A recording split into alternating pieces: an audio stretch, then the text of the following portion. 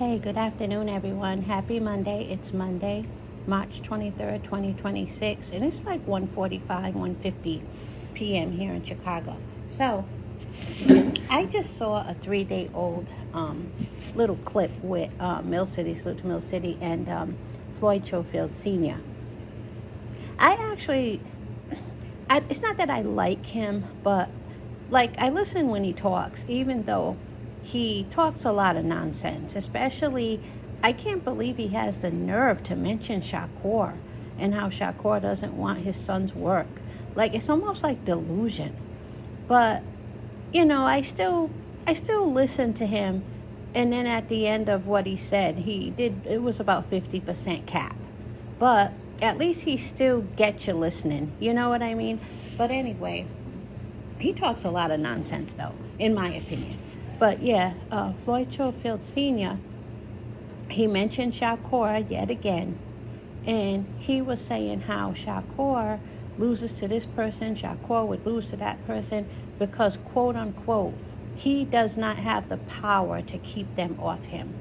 Now, I wanted to finally say something about that because I find that too many really knowledgeable boxing people say that, because Floyd Schofield Sr., I think he's pretty knowledgeable in boxing, but he says it too.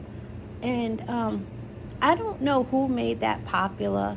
Someone doesn't have enough power to keep someone off them. That only works for certain boxers. Maybe the boxer is extremely fast and, extremely elusive. You might have trouble in that case. And then, that's not true for every single fighter. You know what I mean?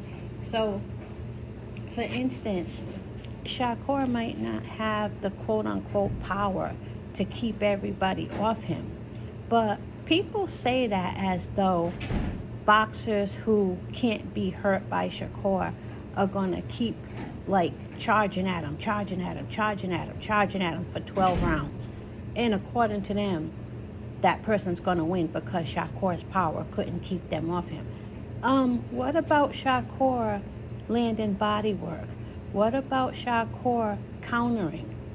What about Shakur breaking down the fighter over time? You don't need a lot of power to break boxers down over time. You don't need a lot of power to work mentally in a boxer's head. Like, damn, nothing I do works. Shakur can break you down mentally and physically without having a lot of power. But people keep saying that. People keep saying he doesn't have power. He doesn't have power. He's all defense. He is not all defense. Look at his punch stats. I said punch. Look at his punch stats. Look at his accuracy. What are people talking about? Shakur comes out of fights landing more punches.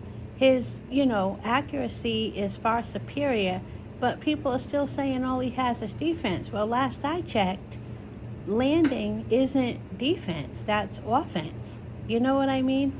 I just don't get it. So there's no such thing 9 times out of 10 of a really, really skilled boxer needing power to keep his opponent off of him.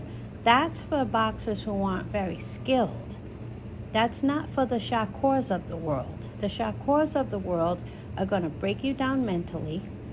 They're going to break you down over time with, countering and body work and all that kind of stuff. And you are not going to charge at him for 12 rounds and win the fight just because he doesn't have tons of power. People need to stop saying that. It just sounds ridiculous to me. But yeah, that's what Mr. Schofield got everybody beating up Shakur because he doesn't have enough power to keep them off of him. It doesn't work that way, but I guess that keeps the storyline going. It's like the Real Housewives of Atlanta or Love and Hip Hop New York. People need a storyline, so they'll just hold on to it as long as it seems to get views, but that's all. Have a good day, everyone.